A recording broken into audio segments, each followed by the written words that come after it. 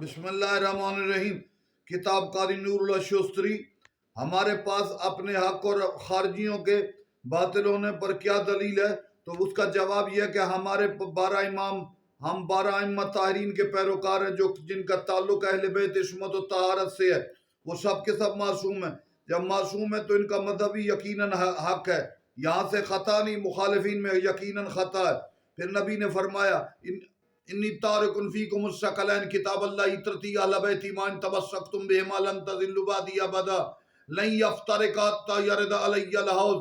میں تم میں کی دو چیزیں چھوڑ کے جا رہے ہیں، قرآن اور ایک اہل بیت۔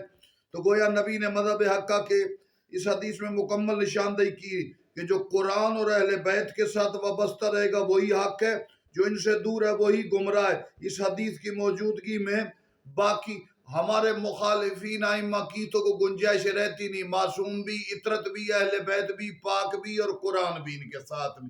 والسلام۔